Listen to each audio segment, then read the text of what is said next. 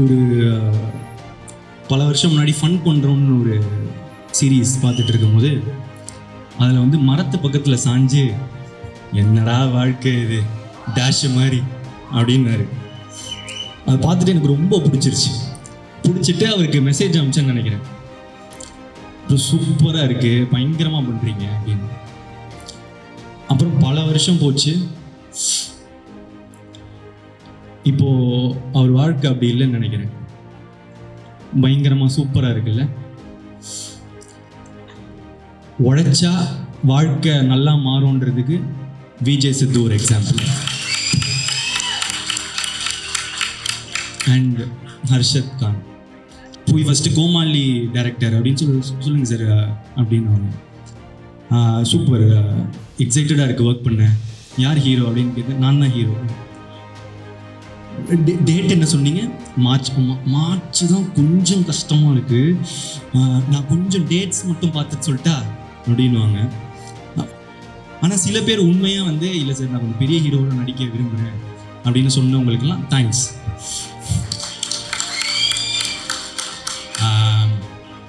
இப்போவே கயடு ஃபேன்ஸ்லாம் என்னை போட்டு அடிக்கிறாங்க. ஏன்டா பக்கத்தில் போகிற, கயடு பக்கத்தில் போவாதரா அந்த மாதிரி சொல்லிட்டு அடிக்கிறாங்க. சார் நீங்கள் இருக்கிறதுலே கொடுத்த பெஸ்ட்டு கிஃப்ட்டு நீங்கள் தான். எனக்கு இந்த படத்துக்கு நீங்கள் தான் பெஸ்ட் கிஃப்ட்டு. எனக்கு நீங்கள் கிடைச்சதும் ஒரு பெரிய கிஃப்ட்டு சார். ஒன்று தான் அடிக்கடி சொல்லுவேன், ப்ரோ தமிழ் சினிமாவில் நீங்கள் one of the best lyricist அப்படின்னு வந்து அடிக்கடி நான் சொல்லுவேன். அவர் ஒருவேளை நான் அவர்கிட்ட பர்சனலாக சொல்கிறதுனால நான் சும்மா கூட சொல்கிறேன்னு நினச்சிக்கலாம். அதனால தான் இதை மேடையில் சொல்லணும். STR sir, thanks sir. First இந்த பாட்டு நீங்கள் பாடினதுக்கு தேங்க்ஸ். அடுத்து இந்த ஒரு படத்தில் நீங்கள் இந்த படத்தில் நடிக்கவே இல்லை, உங்களுக்கு அந்த ப்ரோமோலாம் பண்ணணும்னு அவசியமே இல்லை. ஆனால் என்ன கிடைக்கும்னு பார்க்காம என்ன கொடுக்கலான்னு பார்க்குற உங்கள் தங்க மனசுக்கு தேங்க்யூ ஸோ மச்.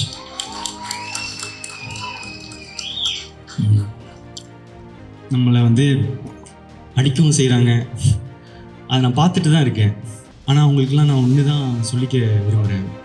ஒரு செடி வளரும்போது சில பேர் வந்து அதோட இலையை பிச்சு போட்டு போவாங்க, காம்பை உடச்சி போட்டு போவாங்க, சில பேர் மிதிச்சுட்டு போவாங்க. ஆனால் அந்த டைம்லெல்லாம் அந்த செடியோட வேர் கீழே வளர்ந்துட்டு ஸ்ட்ராங் ஆகிட்டு போயிட்டு தான் இருக்கும். அது மட்டும் அந்த இப்போ கொடுக்குற வழியெல்லாம் தாங்கிடுச்சுன்னா அதுக்கப்புறம் அது ஒரு பெரிய மரமாக வளர்றதை யாராலையும் தடுத்து நிறுத்த முடியாது. இப்போது புதிய அறிமுகம் ஆச்சி ஹோட்டல் சாம்பார் 50 கிராம் ரூபாய் 20 மட்டுமே. உங்களில் ஒருத்தனை இங்கே நிற்க வச்ச உங்களுக்கு நன்றி. வணக்கம். பிரஸ் அண்ட் மீடியாவுக்கு என்னோட வணக்கம். முதல்ல எல்லாருக்கும் தேங்க்ஸ் சொல்லிடுறேன். இந்த படம் நடக்க காரணமாக இருந்த எல்லாருக்கும் தேங்க்ஸ் சொல்லிடுறேன். அதில் முதல்ல வந்து AGS, Agoram sir, Ganesh sir, Suresh sir, அவங்களுக்கு சப்போர்ட்டாக இருக்க அர்ச்சனா மேம், ஐஸ்வர்யா மேம், அவங்களுக்கு சப்போர்ட்டாக இருக்கிற வெங்கட் மணிகம் சார். ஏஜிஎஸோட எனக்கு இருக்கிற ரிலேஷன்ஷிப் வந்து இப்போ ப்ரொஃபஷ்னல் தாண்டி ஒரு மாதிரி பர்சனல் ஆகிடுச்சு. ரொம்ப சில நேரத்தில் எமோஷ்னலாக ஃபீல் பண்ணுவேன். அது உங்களுக்கு தெரியும்னு நினைக்கிறேன், கன்வே ஆகும்னு நினைக்கிறேன். உங்களுக்கும் அதெல்லாம் ஏன்னு தெரியும். எனக்கு ஹீரோவாக ஃபஸ்ட்டு வாய்ப்பு கொடுத்தவங்க ஏஜிஎஸ் தான். அதை தாண்டி ஒரு ரொம்ப ஹம்பிளாக, ரொம்ப கிரவுண்டடாக, ரொம்ப நல்ல மனிதர்களாக இருப்பாங்க. ப்ரொஃபஷ்னலாக பார்த்தா Agoram sir is a man of words. சொல்கிறத செய்வார், சில நேரத்தில் படத்துக்காக சொல்லாததையும் செய்வார். இது எங்களோட 2வது அசோசியேஷன். இன்னும் நிறைய வந்துட்டே இருக்கும்னு நினைக்கிறேன். என் மேலே வச்ச நம்பிக்கைக்கு நன்றி. அடுத்தது என் கூட நடித்தவங்க, அவங்க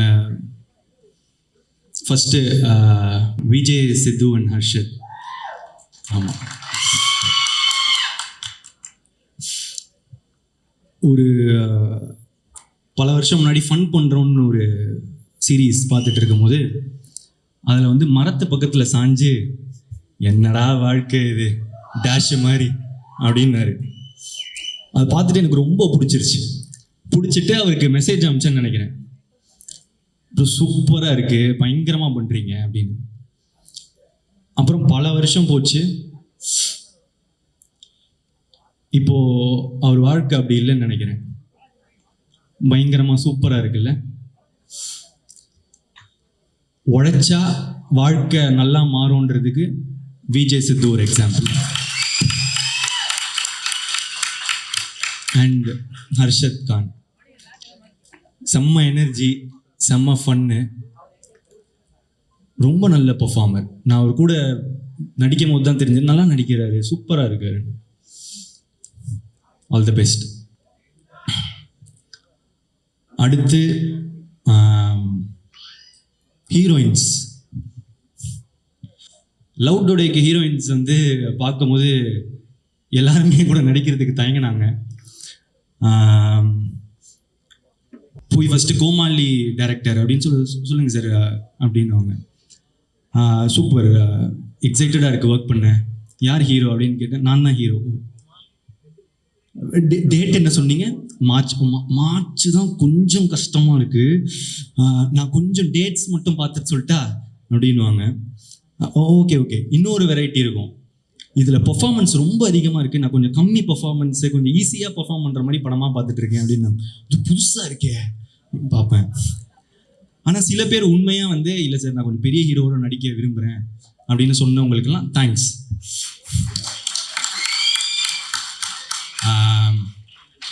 அப்படி இருந்த எனக்கு இந்த படத்தில் அனுப்பமா தான் ஹீரோயின்னு வந்து டைரக்டர் சொல்கிறாரு. ஒன் ஆஃப் த ஹீரோயின் கையோட கோச்சிக்காரி ஃபஸ்ட்டு வர அனுப்பமா ஹீரோயின் அப்படின்னு வந்து சொல்கிறாங்க. நம்ம வந்து பிரேமம் ரிலீஸ் ஆகும்போது காலேஜ் நினச்சி பார்த்துருப்போமா அனுப்பமாவே நமக்கு ஹீரோயின்னு. ஸோ காலையில் அன்னைக்கு நாள் ஃபஸ்ட்டு செட்டில் நாள் அனுப்பமா வரான்னு சொன்னாங்க. ஆளுவா புழலிந்தீரத்துன்னு பாடிட்டு வைப்பில் இருந்தேன். ஆரோரம் இல்லா நேரத்து அப்படின்னு சொல்லிட்டு இருக்கும் போது அனுப்பமா வராங்க. பார்த்தா செம்ம கியூட்டு, சூப்பராக நடித்தாங்க. நான் வந்து அப்படி பெர்ஃபார்மன்ஸ் அந்த மாதிரிலாம் நான் எக்ஸ்பெக்ட் பண்ணல. ஸோ தேங்க்யூ அனுப்பமா என்னோட நடித்ததுக்கு. அதுக்கடுத்து கயாடு வந்து is a new talent to Tamil cinema. ஆனால் இப்போவே கயாடு ஃபேன்ஸ்லாம் என்னை போட்டு அடிக்கிறாங்க. ஏன்டா பக்கத்தில் போகிற, கயாடு பக்கத்தில் போவாதடா அந்த மாதிரி சொல்லிட்டு அடிக்கிறாங்க. பசங்களெல்லாம் பிடிச்சிட்டாங்க கயாடு ஆல்ரெடி. ஸோ ஒரு படம் ரிலீஸ் ஆகிறதுக்கு முன்னாடியே வந்து ஃபேன்ஸ் வர்றது வந்து ரொம்ப கஷ்டம். கயாடுக்கு அவ்வளோ பெரிய ஃபேன்ஸு, ப்ளஸ் அவங்களுக்கு வந்து நல்லா நடிக்கிறாங்க, ரொம்ப ஹார்ட் ஒர்க்கிங், லைன்ஸ்லாம் அவ்வளோ ப்ராக்டிஸ் பண்ணிட்டு வந்து டெடிக்கேட்டடாக ரொம்ப நல்லா இருந்துச்சு பார்க்க. அதை தாண்டி இப்போ ஒரு நல்ல ஃப்ரெண்டு. அகெயின் தேங்க்யூ கயாடு என் கூட நடித்ததுக்கு. அடுத்து மிஷ்கின் சார். இல்லை மிஷ்கின் சார் வந்து எனக்கு ஒரு டெய்லி வந்து ஒரு கிஃப்ட் தருவார். டெய்லியும் ஏதாவது ஒரு கிஃப்ட் வரும். எனக்கு மட்டும் இல்லை, ஆக்சுவலாக எல்லாருக்குமே தருவார். என்னோட மேக்கப் ஆர்டிஸ்ட்டுக்கு வந்து ஒரு பர்த்டே கையை பார்த்தாரு, கையில் எதுவுமே இல்லை, கொஞ்சம் மேலே பார்த்தாரு, வாட்ச் இருந்துச்சு, கைட்டி கொடுத்துட்டாரு. அவ்வளோ நல்ல மனுஷன். ஆக்சுவலாக அவர் பேசுகிறது ஒருத்தருக்கு ஒரு மாதிரி இருக்கும். நான்லாம் ரொம்ப என்ஜாய் பண்ணுவேன். ஸோ அவருக்கு நான் என்ன சொல்லிக்க விரும்புகிறேன்னா, சார் நீங்கள் இருக்கிறதுலே கொடுத்த பெஸ்ட் கிஃப்ட்டு நீங்கள் தான். எனக்கு இந்த படத்துக்கு நீங்கள் தான் பெஸ்ட் கிஃப்ட்டு. எனக்கு நீங்கள் கிடைச்சதும் ஒரு பெரிய கிஃப்ட்டு சார். படத்தை அப்படி எலிவேட் பண்ணியிருக்காரு. Thank you sir. அடுத்து ஜிவிஎம் சார், அவரை எப்படி எல்லாரும் மக்கள்லாம் பார்க்குறாங்களோ அதே மாதிரி தான் இருக்காரு. கிளாஸு மாசு. நான் அவரோட பெர்ஃபார்மன்ஸ்லாம் பார்க்கறதுக்கு முன்னாடி அவர் பர்சனாலிட்டி தான் பார்த்துட்டு இருப்பேன். ஷூட்டில் எப்படி இருப்பார் அப்படின்னு சொல்லிட்டு உன்னிச்சு பார்த்துட்டு இருப்பேன். அவர் படத்தோட ஹீரோ மாதிரியே இருப்பார். அதுதான் நம்ம அனலைசிங் அவரை பார்க்கும்போது. Thank you sir. அடுத்து KS Ravikumar sir. KS Ravikumar sir வந்து நான் கோமாளியில் பார்க்கும்போது எனக்கு ரொம்ப பயமாக இருக்கும். ஏன்னா அவருக்கு தான் எல்லாமே தெரியுமே, நம்ம சொல்லி என்ன அப்படின்னு சொல்லிட்டு கொஞ்சம் பயமாக இருக்கும். ஆனால் அவர் ரொம்ப ஸ்வீட்டாக நடந்துக்க ஆரம்பித்தார். அந்த பயம் வந்து மரியாதையாக மாறிச்சு. ஆனால் இப்போது அவருக்கு தெரியாது. எனக்கு ஆக்சுவலாக அவரை பார்க்கும்போது ரொம்ப பாசமாக இருக்கும், எமோஷ்னலாக ஃபீல் ஆவேன். ஏன்னா அவர் கண்ணை பார்க்கும்போது எனக்கு அவர் தெரியும், அவர் எனக்காக நல்லது மட்டுமே நினைக்கிறாரு அப்படின்னு எனக்கு தெரிஞ்சது. எனக்கு ஒரு அப்பா மாதிரி அப்படின்னு சொல்லலாம். ஸோ கேஎஸ் ரவிக்குமாருக்கு சாருக்கு தேங்க்ஸ். அடுத்து ஜார்ஜ் மரியம் சார். அவர் மனுஷன் உண்மையிலே வந்து இன்னசென்ட் தாங்க. ஸ்க்ரீனில் பார்க்குறத மாதிரியே தான் அவர் உண்மையிலே இன்னசென்ட்டு. திடீர்னு வந்து அவர் ஏதாவது ஒரு லைன் மிஸ் ஆகிட்டாருன்னா அப்படின்னு ஃப்ரீஸ் ஆகிடுவார். இது வந்து அவர் பெர்ஃபார்ம் பண்ணும் போதுன்னு இல்லை, நான் பெர்ஃபார்ம் பண்ணும் போது கூட அவர் லைன் எதாவது மிஸ் பண்ணிட்டாருன்னா ஃப்ரீஸ் ஆகிடுவார். ஏன்னா ஐயோ அவங்க பெர்ஃபார்மன்ஸை வந்து நம்ம ஸ்பாயில் பண்ணிட்டோமே அப்படின்னு சொல்லிட்டு அடிக்கடி ஒரு இதில் வந்து அழுகுற மாதிரி இருக்கும். நான் அழுதுட்டு இருப்பேன். அதில் வந்து அவருக்கு ஒரு 4 லைன் இருக்கும். அதில் அப்பப்போ அந்த 4 லைனில் வந்து அப்படின்னு சொல்லிட்டு ஃப்ரீஸ் ஆகிட்டே இருந்தார். சார் பரவாயில்ல சார், நோ ப்ராப்ளம் சொல்லிட்டா. இல்லை ஆனால் அவருக்கு அவ்வளோ கஷ்டமாக இருக்கும் அது. ஸோ உண்மையிலே ரொம்ப இன்னசென்ட். அவர் கூட ஒர்க் பண்ணது ரொம்ப நல்லா இருந்துச்சு. அதுக்கப்புறம் இந்துமணி மேம் என்னோட அம்மாவை நடிச்சிருக்காங்க. ரொம்ப நேச்சுரலாக நடிச்சிருக்காங்க. தேங்க்யூ. அதுக்கப்புறம் நிறைய கெஸ்ட் அப்பியரன்ஸ் இருக்குது. நான் ஷூட்டிங் ஸ்பாட்டில் ரசிச்சுட்டே இருந்த ஸ்னேகா மேம். அதுக்கப்புறம் கோபிகா. அதுக்கப்புறம் வந்து அன்வேஷி ஜெயின். ஏதாவது சில பேரை விட்டுருந்தேன்னா மன்னிச்சிடுங்க. முடிஞ்ச அளவுக்கு ஞாபகம் வச்சுக்கணுன்னு தான் பார்க்குறேன். நிறைய பேர் ஃபேட்மேன், ஜோ, இவங்க எல்லாருமே வந்து நடிச்சிருந்தாங்க. தேங்க்யூ. அடுத்தது டெக்னீஷியன்ஸில் வந்து நிக்கத்தோட ஒர்க் பண்ணணும்னு நான் ரொம்ப நாளாக ஆசைப்பட்டுட்டு இருந்தேன். லைக் லவ் டுடே அந்த டைம்லேருந்தே வந்து கால் பண்ணிட்டு இருந்தேன். ரொம்ப பிஸியாக இருந்தார். அந்த உண்மை தானே. ஸோ வந்து பிஸியாக இருந்தார், ஒர்க் பண்ண முடியல, மிஸ் ஆகிட்டே இருந்துச்சு. ஆனால் இப்போ 2 படம் ஒர்க் பண்ணுறோம் தொடர்ந்து. ரொம்ப சந்தோஷமாக இருக்குது. நான் அவர்கிட்ட எப்பவுமே சொல்கிறது, இன்னும் நீங்கள் ஒரு ஜென்டில் மேன் அப்படின்னு சொல்லுவேன். எல்லாரும் அவர் கத்துறது எல்லாம் பார்க்குறாங்க. ஆனால் நான் அவர்கிட்ட பார்க்குறது வந்து அவர் ஏதாவது தப்பாக இருந்தால் தான் கத்துறாரு. அவருக்கு எல்லாமே கரெக்டாக இருக்கணும், அவ்வளோதான். ரொம்ப ப்ரொஃபஷ்னலாக, ரொம்ப கரெக்டாக. நான் அவர்கிட்ட நிறைய கற்றுக்கிட்டேன், எப்படி பிஹேவ் பண்ணலாம். சிலதெல்லாம் வந்து காலையில் வரும்போது விஷ் பண்ணுறதுலேருந்து சரி இந்த மாதிரி நிற்கிறது மாதிரி நம்மளும் வந்து பண்ணுவோம், அந்த மாதிரி சொல்லிட்டு நான் இப்போ அதை ஃபாலோ பண்ணுறேன். நல்லது நான் கற்றுக்க வேண்டியது தானே. ஸோ அதுக்கடுத்து பிரதீப் பி. ராகவ் என்னோட எடிட்டரு. கோமாளி, லவ் டுடே, இப்போ டிராகன் 3 ட்ரெய்லரும் ஹேட்ரிக் அடிச்சிட்டிங்க. எக்ஸ்ட்ராடினரி. Thank you so much. எல்லைக்கு அடுத்து அது வந்துடும். ஆமாம். அடுத்து டிஓபி எடிட்டர். ஆமாம், லியான் ஜேம்ஸ். நான் வந்து இப்போது மியூசிக் ட்ரெய்லரோ இல்லை நான் பார்க்குற ஃபுட்டேஜோ அதெல்லாம் பார்க்கும்போது அவர் ஒரு மாதிரி நெக்ஸ்ட் லீக் போயிட்டாருன்னு எனக்கு தோணிடுச்சு. அந்த மியூசிக்கோட சவுண்டிங்லேருந்து இதுலேருந்து எல்லாமே பயங்கரமாக இருக்குது. எனக்கு வந்து ஆல்பம் வந்து இப்போது ரொம்ப ஃபேவரட் ஆல்பம். உங்களோட பழைய காம்பினேஷன் வித் அஸ்வத், அதுவே எனக்கு அது ரொம்ப பிடிச்சிருந்துச்சு. ஆக்சுவலாக அவங்க கோட் 2 ஆல்பம்லேருந்து எனக்கு ரொம்ப பிடிக்கும்.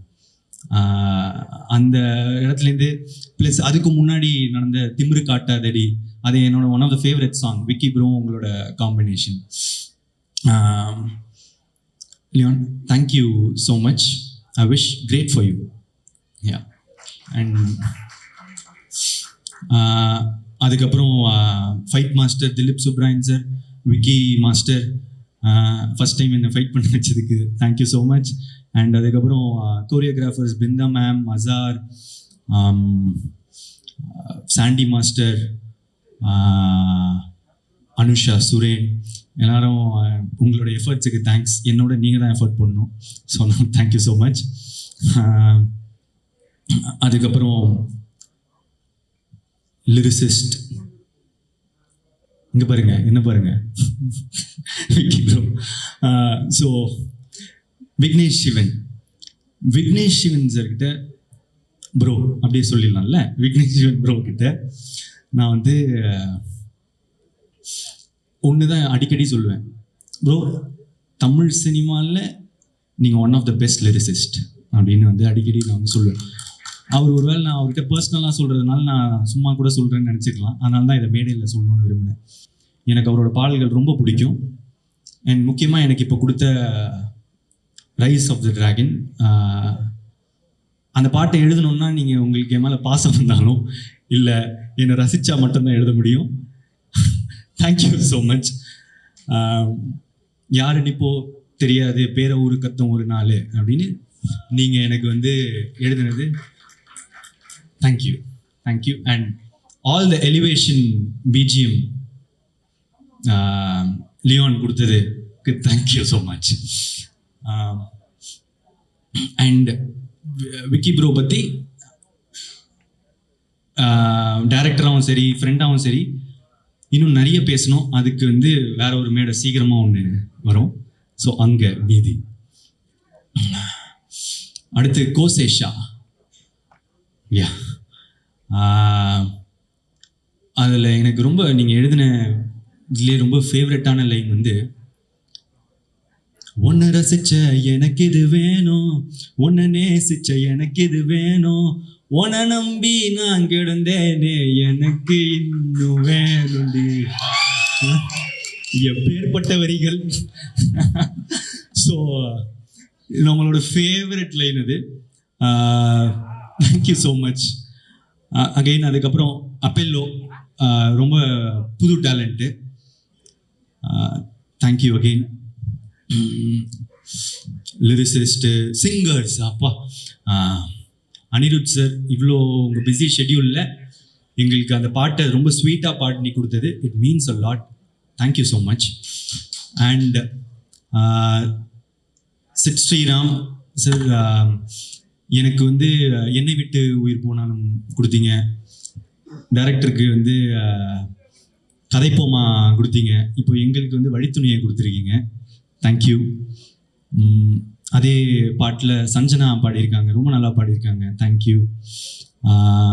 அப்புறம் இந்த ஒரு பாட்டு இன்னும் ரிலீஸ் ஆகலை. டைரக்டர் வந்து என்கிட்ட வந்து ஒரு டிவைனான வாய்ஸ் இருந்தால் நல்லாயிருக்கும் அப்படின்னு சொன்னார். யுவன் சார் விட்டா வேற யாருங்க? ஸோ வந்து யுவன் சார் எங்களுக்காக ஒரு பாட்டு பாடியிருக்காரு. தேங்க்யூ.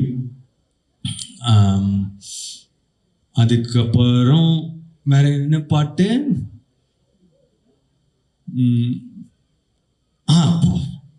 ஆமாம், STR sir. Thanks sir. First இந்த பாட்டு நீங்கள் பாடினதுக்கு தேங்க்ஸ். அடுத்து இந்த ஒரு படத்தில் நீங்கள் இந்த படத்தில் நடிக்கவே இல்லை, உங்களுக்கு அந்த ப்ரோமோலாம் பண்ணணும்னு அவசியமே இல்லை. ஆனால் என்ன கிடைக்கும்னு பார்க்காம என்ன கொடுக்கலான்னு பார்க்குறவங்க தங்க மனசுக்கு தேங்க்யூ ஸோ மச்.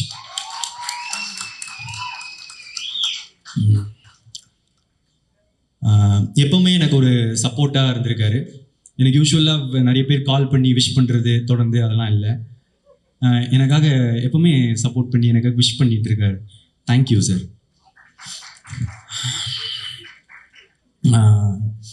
அடுத்து ஏதாவது கண்டிப்பாக மிஸ் பண்ணுவோம் தான், பார்த்துக்கலாம். ஸோ வந்து அசிஸ்டன்ட் டைரக்டர்ஸ் தேங்க்யூ. அதுக்கப்புறம் நிக்கில் சார், மாலி சார், டிஸ்ட்ரிபியூட்டர்ஸ், தியேட்டர் ஓனர்ஸ், ட்ரெய்லர்லாம் பார்த்துட்ட பிறகு சூப்பராக மீம் போட்ட மீம் கிரியேட்டர்ஸ், இன்ஃப்ளூயன்சர்ஸ், எல்லாருக்கும் தேங்க்ஸ். ப்ரெஸ் அண்ட் மீடியாவுக்கு தேங்க்ஸ்.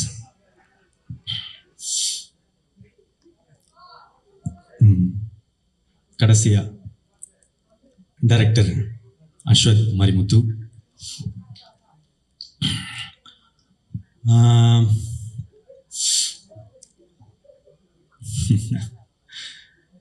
பத்து வருஷம் ஒரு மாதிரி நட்பா நிறைய ஓடுது. என்னன்னா, சரி ஃப்ரெண்டு கூட படம் பண்ணுறோம் அப்படின்றது தான் ஃபஸ்ட்டு மைண்ட் செட்டாக இருந்துச்சு. ஆனால் எனக்கு ஒரு ஃப்ரெண்டாக தெரியும், ஒரு ரைட்டராக தெரியும், ஆனால் டேரக்டராக தெரியாது எப்படி ஒர்க் பண்ணுவாருலாம். அவர் எப்படிப்பட்ட ஒரு டேரக்டர்னு நான் உங்களுக்கு சொல்கிறேன். டப்பிங்கில் வந்து நான் போய் உட்காடுறேன். முதல் டைலாக் என்னென்னா, நான் டை கட்டும் போது அப்படின்னு சொல்லிட்டு இப்படி ஏற்றி கட்டணும், இவ்வளோதான், இவ்வளோதான். இப்போ இந்த ஊக்கு வந்து பிரதீப் அந்த ஊரில் ஒரு கான்ஃபிடென்ஸ் இல்லை அப்படின்னாரு. கான்ஃபிடென்ட்டாக ஊ சொல்லு, ஊரில் ஒரு கான்ஃபிடென்ஸா? ஓகே. அந்த இப்போ ஒரு ஊ சொன்னல, அந்த மாதிரி இன்னும் கொஞ்சம் அதிகமாக. பிரதீப் அவ்வளோ இல்லை, நீ ஊ சொல்லும் போது வெளியே இருக்கிறவங்களுக்கா கேட்கணும், உனக்கு நீயே ஒன்று அப்படி பண்ணிக்கிறது தானே. சரி சரி, இது சொன்னால் கேட்கவே கேட்காது. ஓகே. இப்போ என்ன பண்ணுற, மூச்சு விட்டுட்டே அந்த ஊமை சொல்லு. ப்ளோ வருதுடா. ஓகே, கிராக் ஆயிடுச்சு. பேஸாக சொல்லு. ஓகே, ஊவை கான்ஃபிடென்ட்டாக சொல்லணும், பேஸோட சொல்லணும், கிராக் ஆகக்கூடாது, மூச்சு வரக்கூடாது, மூச்சு விடணும், சத்தமாகவும் இருக்கக்கூடாது, சத்தம் இல்லாமல் இருக்க முடியாது, ஒரு மாதிரி கேட்குற மாதிரி இருக்கணும். இல்லை இல்லை இல்லை அப்படின்னு போய்கிட்டே இருந்துச்சு.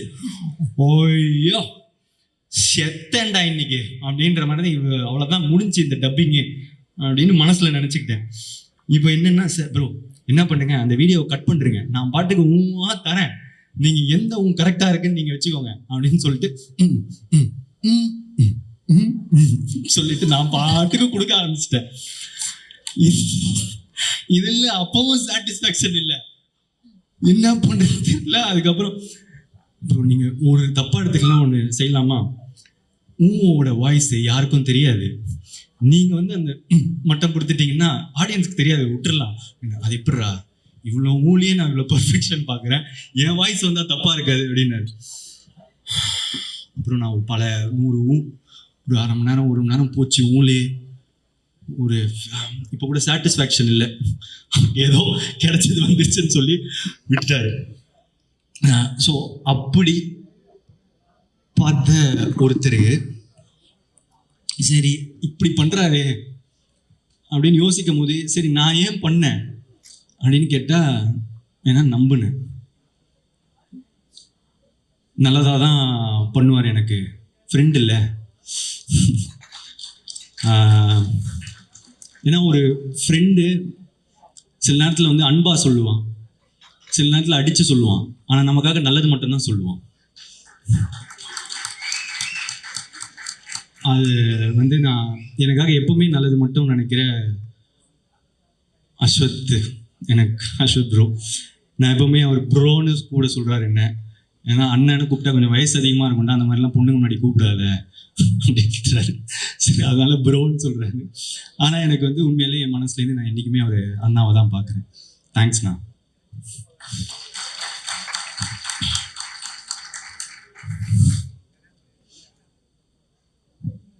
இந்த நம்பிக்கையை தாண்டி ஃப்ரெண்டுன்னு மட்டும் நம்ப முடியுமா, படம் இல்லை பிஸ்னஸ் வேறு. ஸோ அதனால் ஆனால் பார்த்தா ஓமை கடவுளேன்னு ஒரு பிளாக் பஸ்டர் ஃபிலிம் கொடுத்துருக்காரு. சரி டைரக்டர் சொன்னால் கண்டிப்பாக அப்போது விட்டு கொடுத்த டைரக்டர்னால் கண்டிப்பாக நல்லா தானே இருக்கணும் அப்படின்னு சொல்லிட்டு எல்லா நம்பிக்கையோட பண்ண படம் தான் டிராகன். இந்த டிராகனில் வந்து நான் அவ்வளோவா பண்ணலைங்க. அவர் என்ன பண்ணியிருக்காரோ, அவர் எனக்கு என்ன சொல்லி கொடுத்தாரோ அதுதான் பண்ணேன். உண்மையான டிராகன் வந்து அவர் தான். ஸோ தேங்க்யூ ஷுரு. இப்போ மேட்ருக்கு வருவோம். இப்போ என்னன்னா,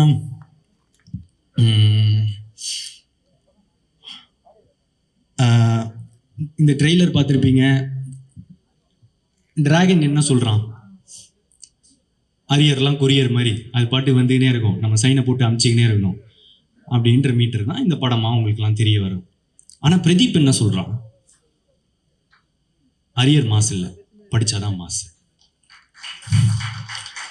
ஏன்னா நான் இதுக்கு முன்னாடியே வந்து சொல்லியிருக்கேன் ஒரு மேடையில், ஒரு டிகிரின்றதும் ஒரு படிப்புன்றது எவ்வளோ இம்பார்ட்டண்ட்டுன்னு. எங்கள் அப்பா எங்களை ரொம்ப கஷ்டப்பட்டு படிக்க வச்சதுனால தான் எனக்கு கோமாளின்ற ஒரு படமே கிடைச்சதும் நான் சொல்லியிருக்கேன். ஃபஸ்ட் டைம் கிராஜுவேட்ஸ்க்கு, ஃபஸ்ட் ஜென்ரேஷன் கிராஜுவேட்ஸ்க்கு அது எவ்வளோ இம்பார்ட்டண்ட்டுன்னு தெரியும். பிரதீப் வந்து 12th 98% வாங்கி, காலேஜில் 80% வாங்கி, ஐடியில் பிளேஸ் ஆகி 1.5 வருஷம் வேலை செஞ்சு, கேப்பில் சாட்டர்டே சண்டே ஆனால் ஷார்ட் ஃபிலிம்ஸ் எடுத்து, நிறைய புக்ஸ் படித்து, நிறைய டுட்டோரியல்ஸ் படித்து தான் நான் வந்து இங்கே வந்திருக்கேன். ஸோ படிப்பு, லேர்னிங், கற்றுக்கிறது அதுதான் முக்கியம். அது ரொம்ப இம்பார்ட்டண்ட். அந்த மாதிரி ஒரு நல்ல விஷயத்தை தான் இந்த படமும் சொல்லுது. அப்புறம் இன்னொரு விஷயம், நல்ல விஷயம் சொல்லுது அம்மா அப்பா பற்றி. நான் ஏற்கனவே சொன்னது தான். என்னென்னா, சில பேர் முன்னாடி பார்த்து சிரிப்பாங்க, பின்னாடி போய் மறைப்பாங்க. ஆனால் முன்னாடி பின்னாடி எல்லா சைட்லேயும் நமக்காக சிரிக்கிறவங்க, நல்லதே நினைக்கிறவங்க நம்ம அம்மா அப்பா மட்டும்தான். அதுதான் இந்த டிராகனும் திரும்ப சொல்லுது. லாஸ்டா இந்த நேரத்தில்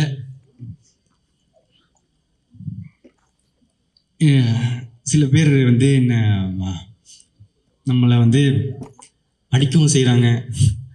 அதை நான் பார்த்துட்டு தான் இருக்கேன். அது யார், எதுக்கு, அதெல்லாம் அதுக்குள்ளே போவேன்னா. ஆனால் அவங்களுக்கெல்லாம் நான் ஒன்று தான் சொல்லிக்க விரும்புகிறேன்.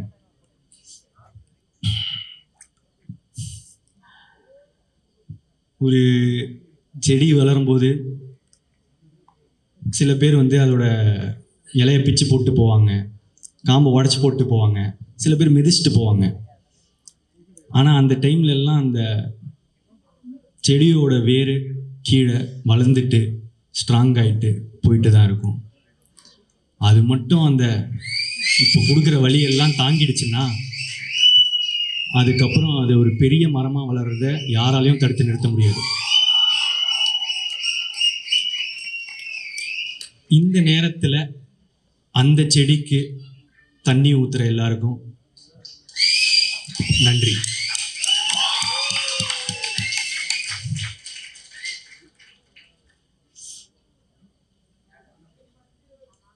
நல்லதே நடக்கும். தேங்க்யூ. இப்போது புதிய அறிமுகம் ஆச்சி ஹோட்டல் சாம்பார் 50 கிராம் ரூபாய் 20 மட்டுமே.